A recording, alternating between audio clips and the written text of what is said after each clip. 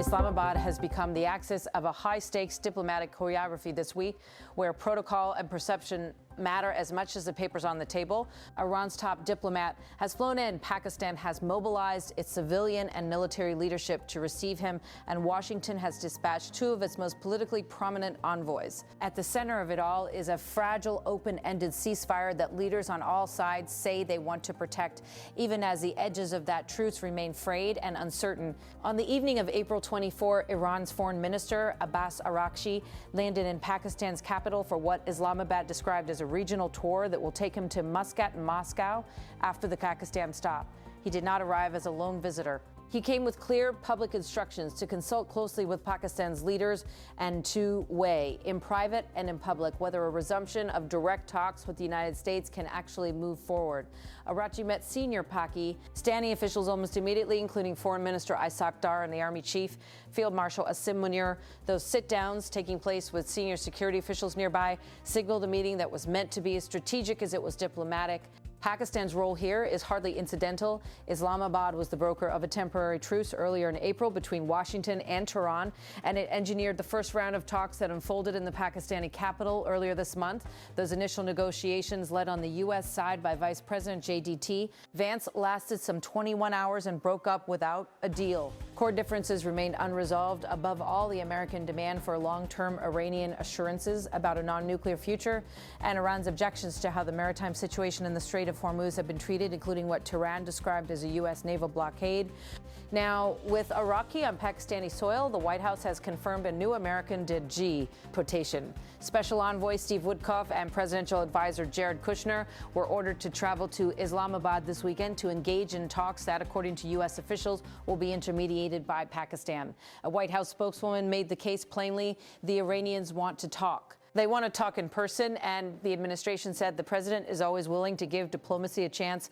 At the same time, the White House made clear that Vice President Vance would remain on standby at home, ready to fly if the talks took a different turn. That configuration, Iran in one room with Pakistani interlocutors at its side, U.S. envoys in another room with Pakistani facilitation, presents both opportunity and risk. On one hand, Pakistan's mediation buys time and a face-saving channel for both capitals to recalibrate. On the other, it creates room for a messaging gap if Iran and the United States do not speak directly, and if each side chooses to brief its domestic Americas differently. The lack of a single shared public narrative can sharpen suspicion and inflame the very tensions diplomacy hopes to temper. From the American perspective, the central demand remains an ironclad guarantee that Iran will not pursue a nuclear weapon. That insistence was on full display in the weeks after the first Islamabad talks faltered. The U.S. negotiating team left without what it characterized as an affirmative long-term commitment from Iran. As the U.S. lead on that first visit put it plainly, the bad news is that we have not reached an agreement. And I think that's bad news for Iran, much more than it's bad news for the United States of America. He added, "We've made very clear what our red lines are, what things we're willing to accommodate them on, and what things we're not willing to accommodate them on.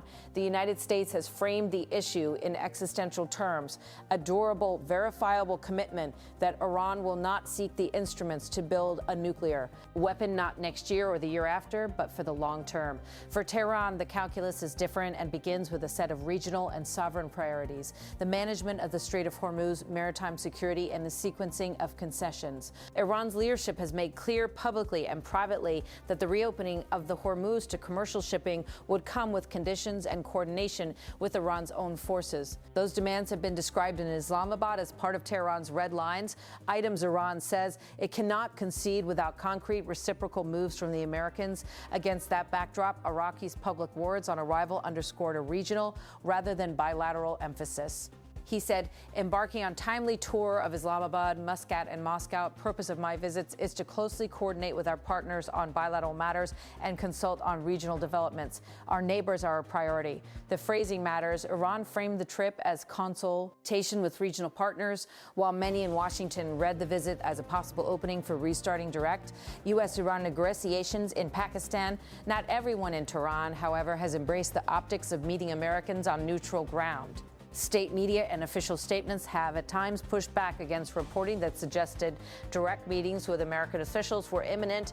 Iranian outlets took care to say that the visit was bilateral with Pakistan and that Iran would consult closely with its partners before engaging in face-to-face negotiations with the U.S. That public hedging left Pakistani officials in the delicate position of being both facilitator and messenger, a role they have accepted, but one that can strain credibility if either side concludes Islamabad has misread the other. Security in Islamabad was visibly tightened ahead of Araghchi's arrival, and the city's diplomatic quarters were on alert. Pakistan's government, from the foreign ministry to its uniform leadership, has emphasized a central goal: keep the ceasefire in place and buy time for diplomacy. For the Pakistani negotiators, the truce is both a diplomatic success and a strategic gamble. They have no immediate deadline on the ceasefire. The president in Washington extended it without setting a fixed end date, a move that gives negotiators more breathing space, but also extends a period of uncertainty.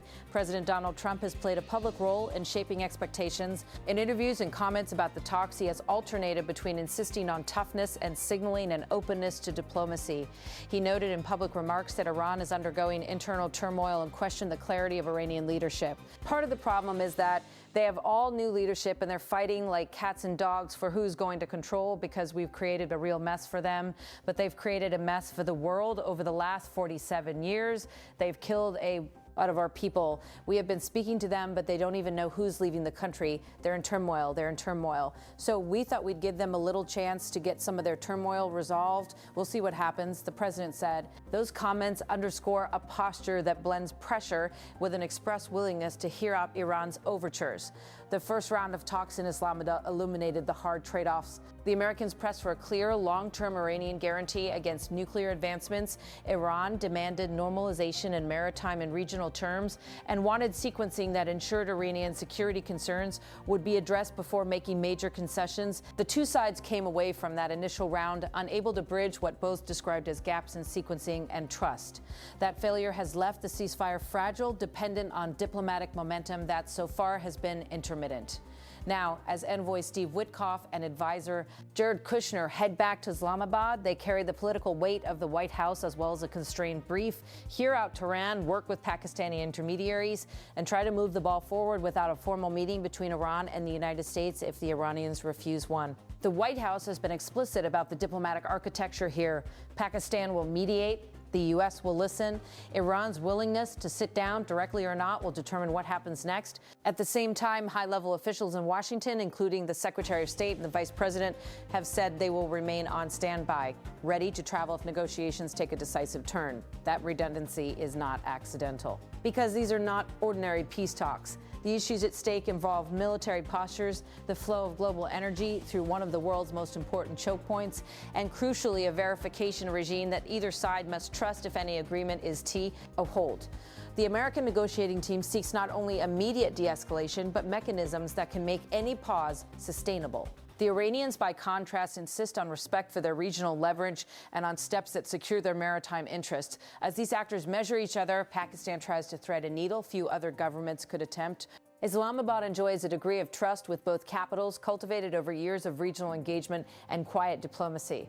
But mediation carries its own costs. Pakistan must manage domestic scrutiny over the risks of appearing too close to either side, and it must prepare for blowback if it's shuttle diplomacy.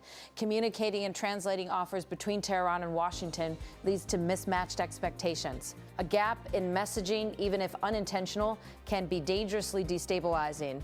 Beyond the summit rooms and conference tables, the human cost of the confrontation remains visible. Cities, ports, and communities in the region have been affected by the fighting and the disruptions to commerce. Global markets have reacted to the uncertainty in the Gulf. The ceasefire, prolonged without a set end date, has provided a reprieve.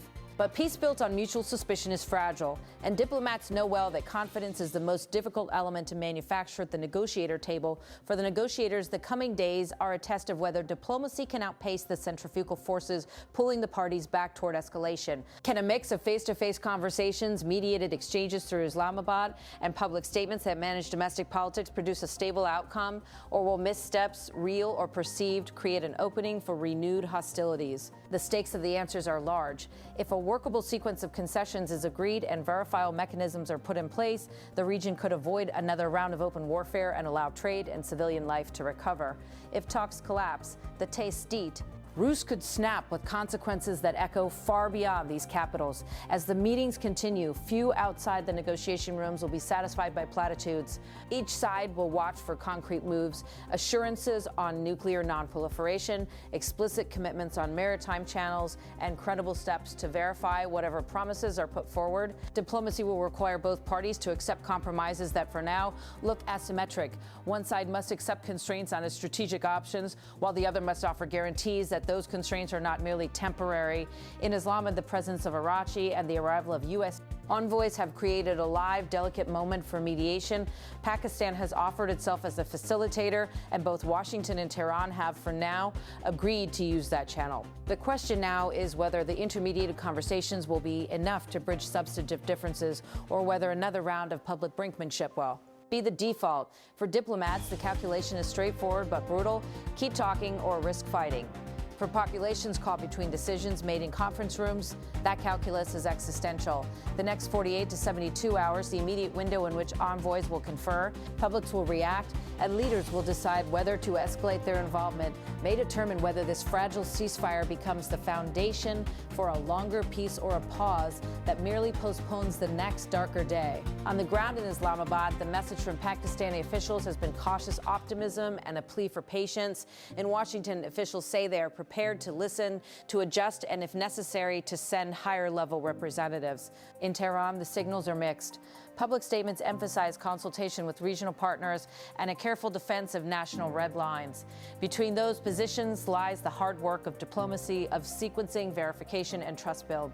That has so far proved elusive. The heart of the matter returns always to a single stark conclusion: when two adversaries are inches from agreement and yet worlds apart in trust, the role of an honest broker becomes decisive. Pakistan has offered that brokerage. The question before the world is whether that offer can be turned into a durable pathway away from war, or whether the fragile ceasefire will again give way to the unpredictability of open conflict.